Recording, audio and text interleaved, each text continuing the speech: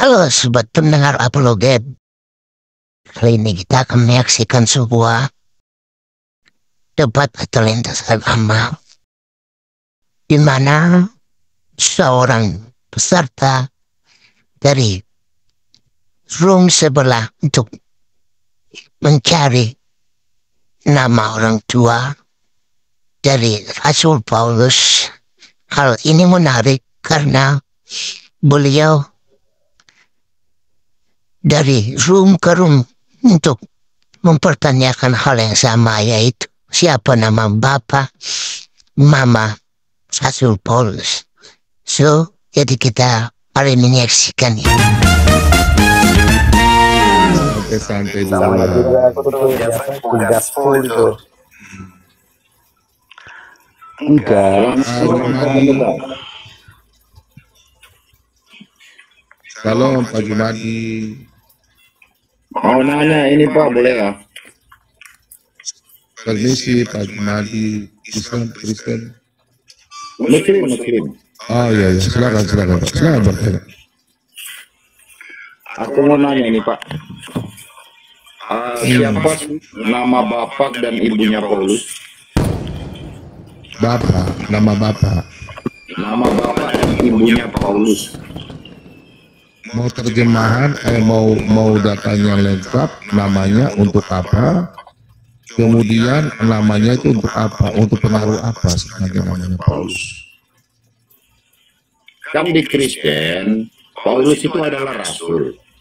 Jadi orang yang mengimani beliau sebagai rasul, maka orang-orang itu pasti mengetahui latar belakang beliau.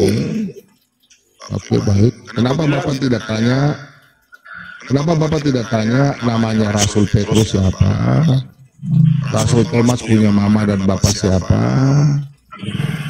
Biar saya catat, jadi PR, nanti saya cari.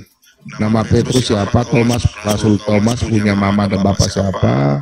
Yakobus punya mama dan siapa? Semua Bapak tanyakan, jangan Paulus saja, semuanya. Satu aja dulu, Pak Pendeta. Jangan bisa begitu. Rasul itu ada 12. Satu aja dulu. Seharusnya yang Bapak tanya itu di dalam kita itu kan Yesus. Yang diutamakan itu Yesus, makanya silsilah dalam bahasa Ibrani itu Yesus punya silsilah yang ada tetap. Jadi Alkitab itu menjelaskan yang paling lengkap itu adalah turunan dari para nabi dan Yesus. Kalau para rasul tidak dijelaskan secara detail dalam Alkitab, tapi secara tidak tertulis di luar Alkitab ada. Itu kita punya abang-abang di gereja Katolik itu ada. Jadi kalau Bapak mau tanya tentang itu, silakan Bapak ke teman-teman yang dari Katolik. Mereka punya data di luar daripada Alkitab ada, itu ada. Karena kan seperti kalian punya Al-Quran maupun hadis kan, tapi kalau kita ini kan Protestan, Sola Scriptura, jadi dari kitab suci Alkitab. Kalau turunan Paulus itu ada, di Katolik ada, dia punya turunan itu ada bukunya. Daftar sama semua para rasul. Sebentar. Tujuan Bapak tanya dan ibunya itu tidak ada sangkut paut untuk menyelamatkan. Yang Bapak harus tanyakan, apakah Paulus itu diangkat sebagai rasul Yesus kira atau tidak? Kemudian kalau memang Paulus adalah murid Yesus, tunjukkan kuasa bahwa Paulus itu diterima oleh murid-murid Yesus, diterima oleh Yesus, dan Paulus mempunyai mujizat. Harusnya Bapak tanyakan di situ. Kalau masalah keturunan, Paulus itu dari suku Benjamin. Dia punya bapak itu Gamaliel. Itu namanya bapaknya yang saya tahu. Bapaknya Gamaliel. Mamanya saya kurang begitu tahu, itu ada di teman-teman gereja Katolik. Itu ada. Ya, jadi dibalik Pak pertanyaannya Pak. Jangan dibalik dong. Kan sudah dijawab. Pak Timothy, sabar Pak Timothy. Saya langsung kesurupan. Pak Jumadi, sabar ya, sabar. Tadi mutar ke sana, mutar kemari, nggak dapat Yang mutar siapa? Yang mutar siapa? Tunjukkan ke saya datanya mana. Yang mutarnya siapa?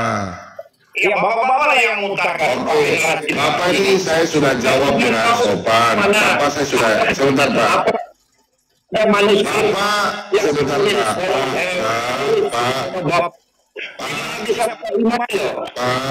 Pak, saya sudah jawab Bapak dengan Pak Jumadi.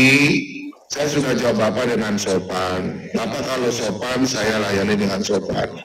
Kalau Bapak mau kurang ajar, seperti Bapak punya imam. Jumadi anak onta kecil onta. Anak onta.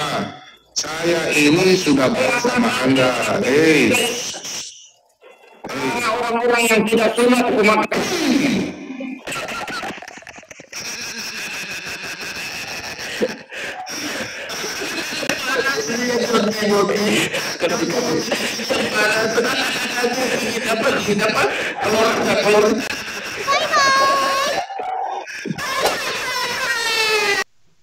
Kita telah menyaksikan ia masuk ke dalam grupnya Pak Bom Bom, mempertanyakan siapa nama orang tua Rasul Paulus.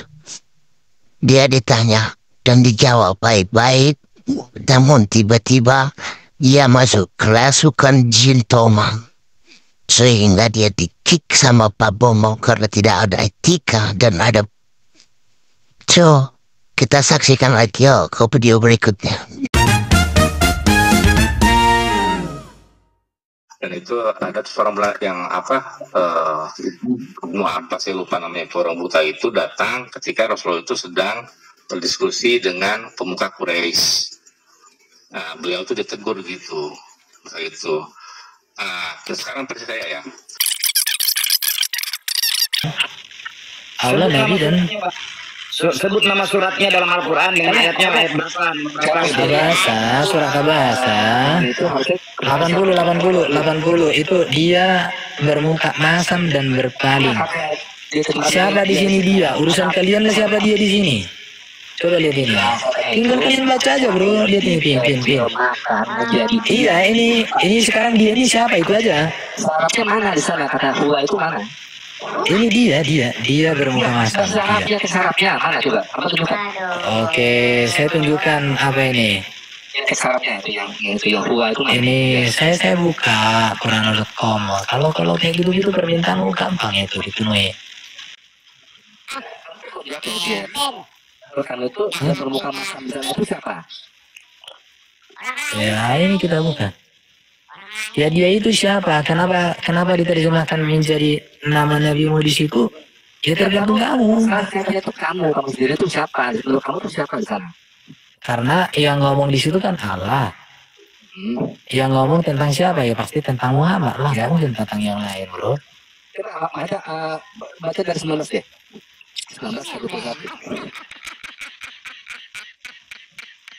Itu 1 dan 2 ada ke 19. Kontaknya kemana? Orang kontaknya ke itu kotas gitu kan. Ini lihat ini ya. Ini pin. Kalau bahasa Arabnya kayak gini loh pin. Abasa wa tawala. Abasa itu artinya kan dia bermuka masam, makanya nama suratnya bermuka masam dia.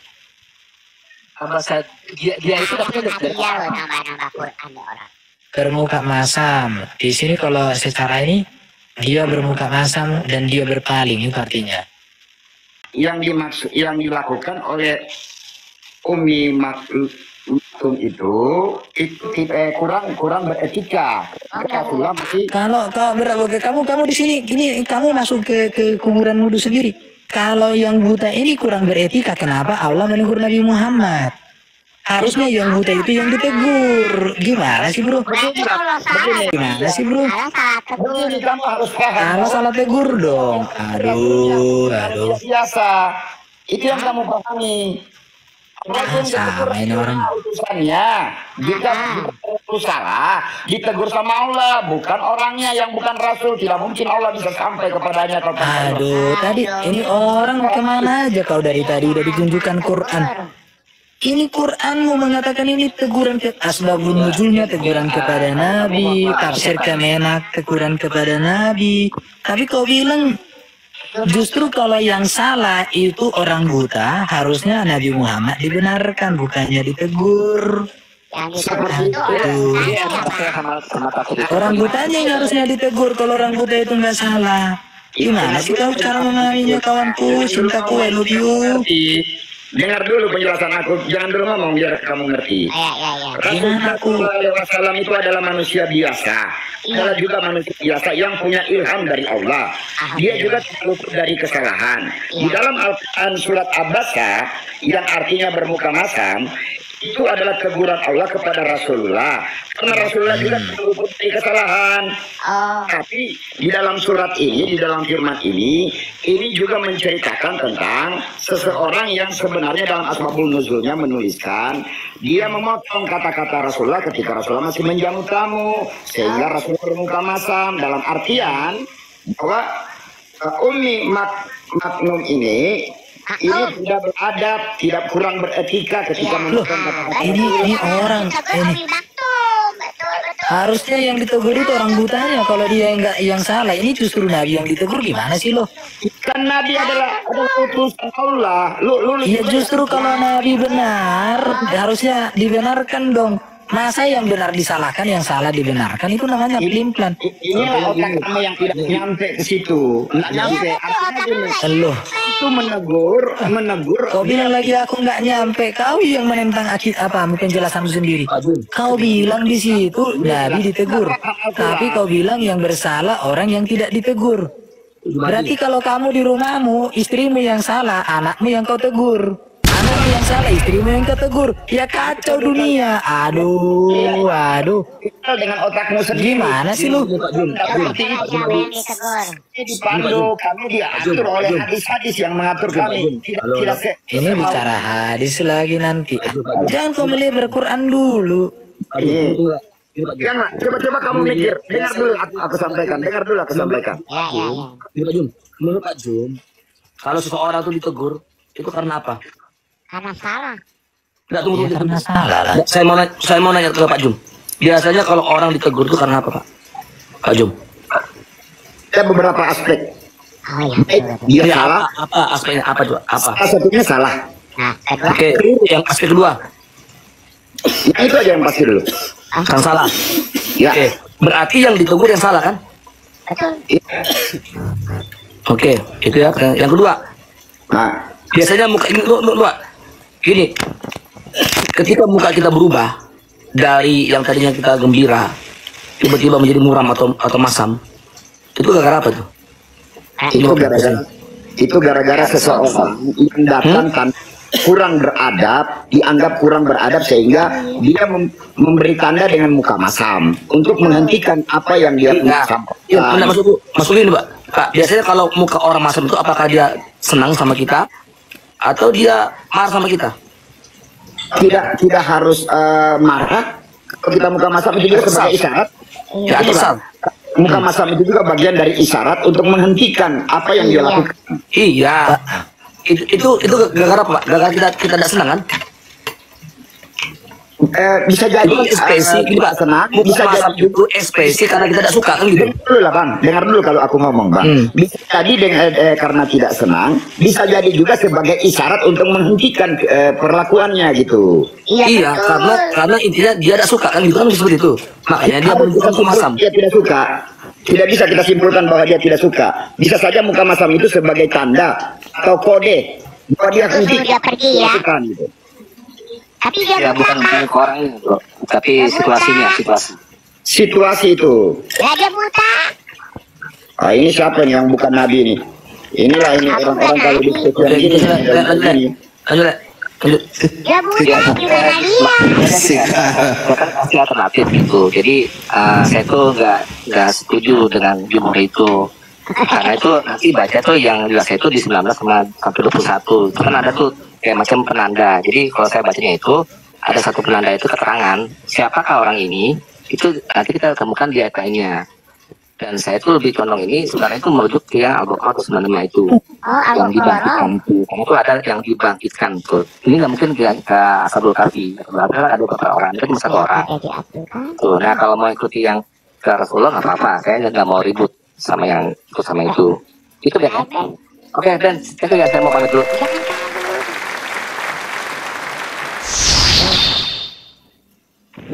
Jangan kabur atuh saya.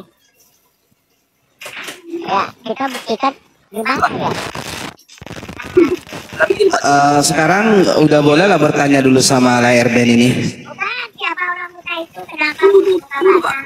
Umi Maktum itu udah jelas, itu memang teguran. Kita harus akui secara fakta, karena memang di Al-Quran juga dinyatakan teguran karena bermuka masam. Kita fair aja. Artinya kan gini, kalau saya nyimak tadi, yang salah kan sebenarnya kan orang yang buta tadi, betul nggak? Iya, karena dia nggak punya etika menyela baginda di saat sedang bicara. Logikanya, secara logis ya, yang salah itu yang ditegur, bukan yang benar yang ditegur. Masalahnya gini loh, Fatin Kris. Justru yang salah tidak ditegur, tetapi sebaliknya gitu. Apa tuh Pak? Gini loh, karena kan seorang baginda kan nggak boleh bermuka masam gimana pun. Dia kan yang ditegur muka masamnya, bukan masalah tapi ada sebab akibat. Kenapa si Umi Maktum ini menyela? Memang ada ayatnya, kita harus akui, kita harus fair dong. Memang jelas, sama juga dengan madu yang diharamkan. Itulah tandanya baginda kita itu manusia. Artinya bukan dia yang membuat Al-Quran itu. Gitu loh. Yang kita bicarakan bukan Nabi Muhammad manusia atau bukan manusia. Yang kita tanya itu tentang mereview lagi ya. Dan tadi kan kita mereview, yang kita pertanyakan adalah akhlak mulia sang junjungan. Kemudian dengan Ar-Rasad 80 ayat 2 ini kan menurut tafsir dari Universitas Qasim Saudi Arabia menyatakan Allah menyebut dalam surah ini tentang Ibnu Umi Maktum dalam kisahnya dengan sebutan dan tidak menyebutkan nama beliau secara langsung. Hal ini bertujuan untuk membuktikan hati Nabi kepada Ibnu Umi Maktum serta untuk menjelaskan ketidaksengajaan dan memotong percakapan Nabi bersama pembesar-pembesar kota Mekah ketika itu, dan agar Nabi memberikan perhatian dan kasih sayangnya kepada seorang yang cacat atau yang lebih dikenal saat ini dengan penyandang disabilitas. Tapi kan orang buta ini mana bisa melihat? Orang buta ini mana bisa melihat apa muka masamnya sang Nabi? Ya Pak Eng, begini Pak Eng, saya mau nanya sama Pak Eng. Ini kan kalau kita berandai-seandainya nih, ya kan Pak Eng lagi ngobrol sama orang, ya kan, tiba-tiba ada orang yang cacat, ya, yang tidak seberuntung dengan Pak Eng, karena dia tidak tahu, namanya kan buta gitu kan, dia kan tidak bisa melihat. Tiba-tiba dia memotong pembicaraan Pak Eng karena ada sesuatu yang perlu dia sampaikan. Kira-kira Pak Eng bermuka masam, muram atau marah atau ya sudahlah, ya memang dia terbatas atau gimana Pak Eng? Kalau berpikiran normal ya, apapun muka kita saat masam tidak suka kepada orang buta, bagaimana orang buta itu bisa melihat muka kita masam, bro? benar. Logikanya di sana toh. Kalau Rasulullah lagi bermuka masam atau gembira senyum saat orang buta itu memotong pembicaraan Rasulullah, kan mana bisa lihat si buta melihat ekspresi muka Rasulullah? Kira-kira gimana?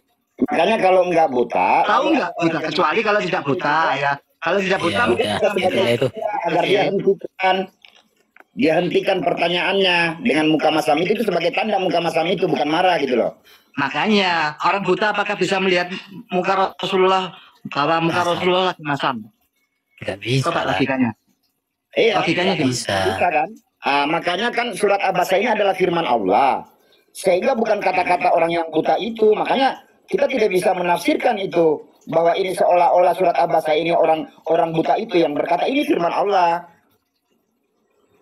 Oke lah. Jadi menurut kalian apalah akhlak baginda Muhammad yang menjadi Nabi Muhammad yang menjadi teladan kalian sebagaimana tertulis dalam Quran? Memang ada masalah apa dengan akhlaknya? Loh, kita pengen tahu, nggak ada bermasalah di sini, kami mau tahu.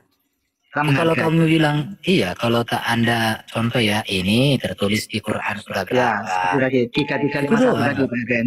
Ya toh? 3351 tadi Pak Ben. Itu. Jadi karena kalian kan sebagai seorang muslim kan bangga dengan Nabi Muhammad.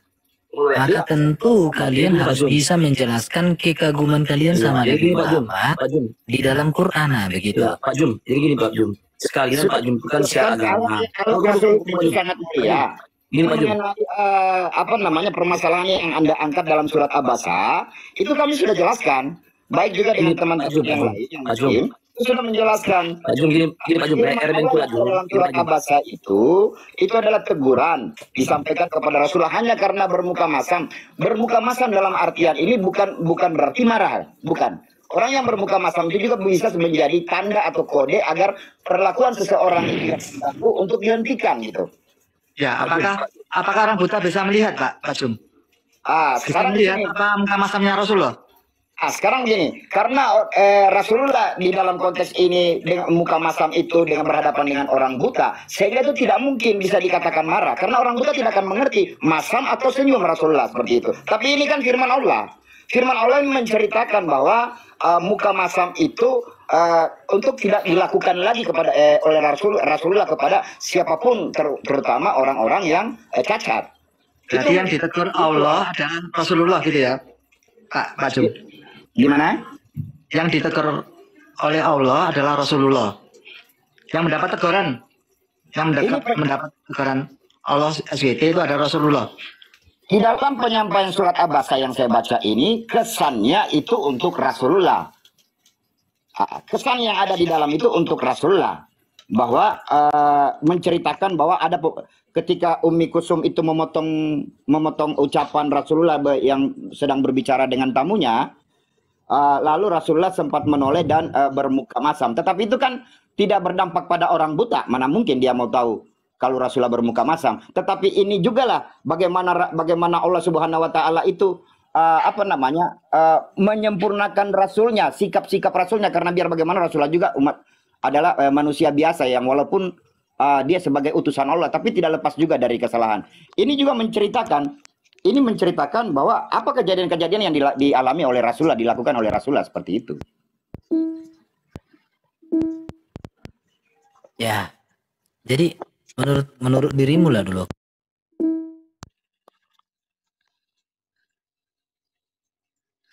Yang mulia, akhlak mulia dari Nabi kalian itu yang menjadi teladan hidupmu dan itu tertulis dalam Quran, ada enggak? Coba jelaskan sama kita ayatnya di mana. Buka dulu Erben di Al-Qalam ayat 4. Nabi ya. Iya. Banyak. Al-Qalam itu surat berapa itu Al-Qalam? Sangat banyak itu. Banyak bro Erben. Al-Qalam ayat berapa? 68. Iya, nomor berapa? 68 ayat 4. Ayat 4. Al-An'am 90.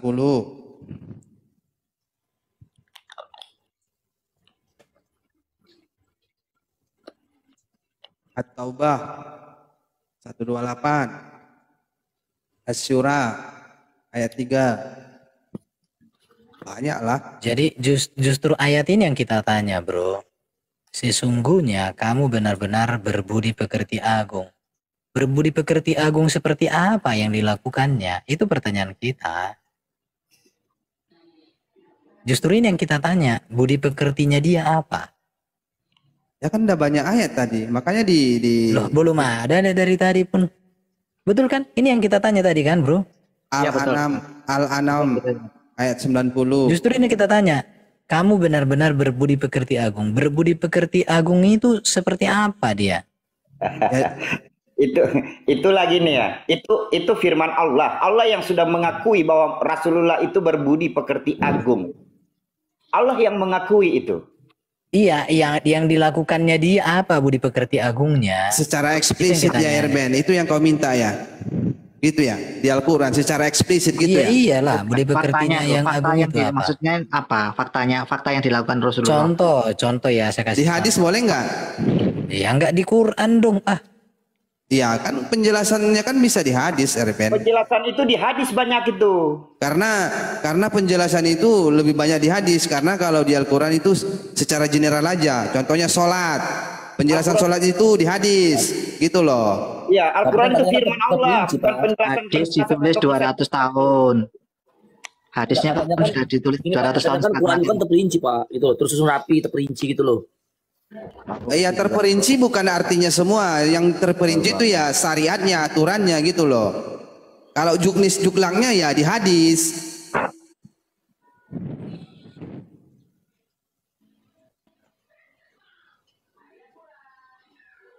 Makanya ayat ini menyatakan Al-Qalam 68 ini karena Allah Subhanahu wa taala sudah memberikan pernyataan di situ gitu loh, Pak, melalui firman-Nya. Pak, saya mau nanya Pak, hadis itu ditulis oleh manusia atau sama kayak Quran langsung turun? Lucu. Hadis itu bro, hadis itu perkataan, perbuatan yang tidak dilarang Nabi. Ah, berarti yang nulis itu siapa?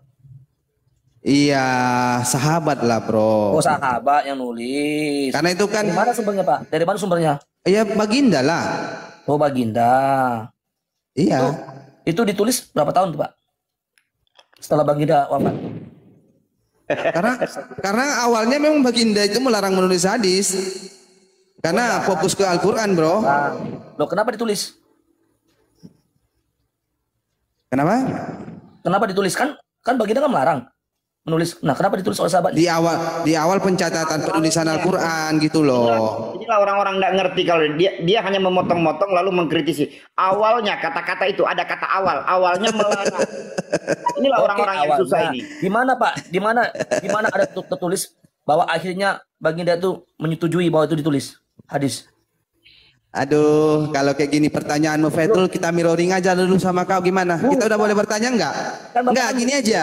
Boleh saya satu aja pertanyaannya Fatin.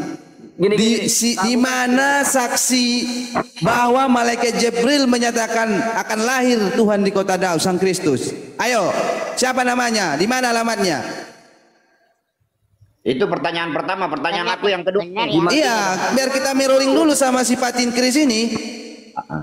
Di mana di Bible lu menyatakan? Siapa yang menyaksikan itu? Yusuf dan Maria. Di mana ada tertulis Yusuf dan Maria? Banyak kali congormu, mana ada tertulis di situ? Oke, tunjukkan. Mana? Tunjukkan. Siapa yang menyaksikan itu? Buka Le, Matius 2. Fatin. Oke, aku kita akan kasih. Kalau kau bisa jawab agak pertanyaan aku, Fatin. Tenang dulu. Ini kalau udah dibuka data. Kalau terpojok begitu ya. Bahasannya belum selesai.